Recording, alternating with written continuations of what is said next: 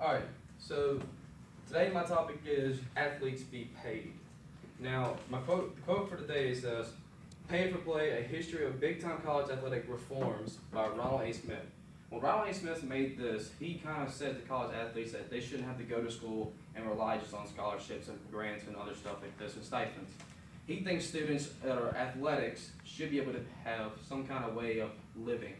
So, what they should do is pay students like an annual like $500 a month or something like this to get the student through the month with certain needs of food, gas, or certain expenses. My first point is getting rid of Title IX. What is Title IX? Title IX is a federal funds law that regulates how financial programs are paid. Now, right here, I went based off Division One. Division One student athletes are paid by these certain amounts of numbers. Baseball, you only get 11.7, which is now 11.2. It decreased.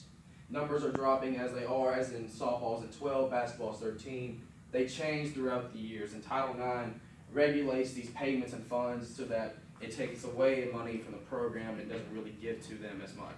Students who are walk-ons suffer from this because their tuition, they have to pay back and all this. So, I mean, it's not something that we can all bear with anymore, so I think we should just get rid of Title IX, period. The rules for Division I sports only give out a certain amount of money to every sports program in school. Predominantly all sports programs, it's mainly football. So football gets majority of the money, so that's where money usually is spent. If we can get rid of Title IX, we bring more monies into the school with sponsorship like Nike, Under Armour, or Adidas. Or even other offers like music brands like Jay-Z, Drake, and stuff like this. We kept bringing it into the schools. Once Title IX is removed, we are open to full scholarships unless we're in for students having to pay their way through school and having to rely on other sources like family if they're far away from home. Let's say I'm in Alabama and I have someone in California, I need to send money every other month. That really can't help me as a family member because you're sending too much money to him.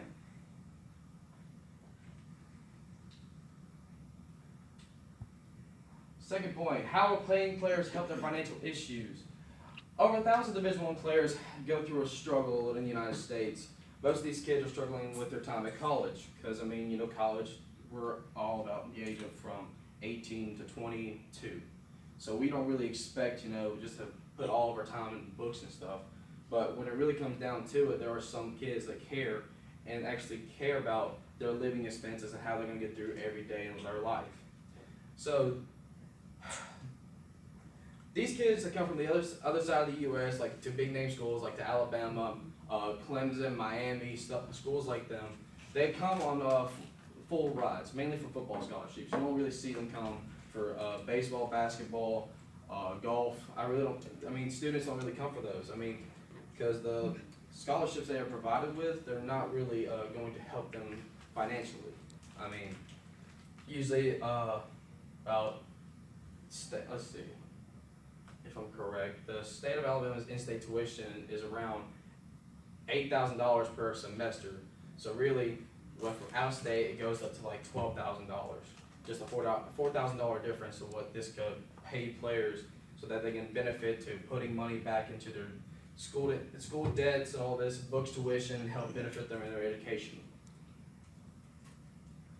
So student athletes really have a hard time when they're on their own and living with their own expenses and don't really know how to really financially support themselves.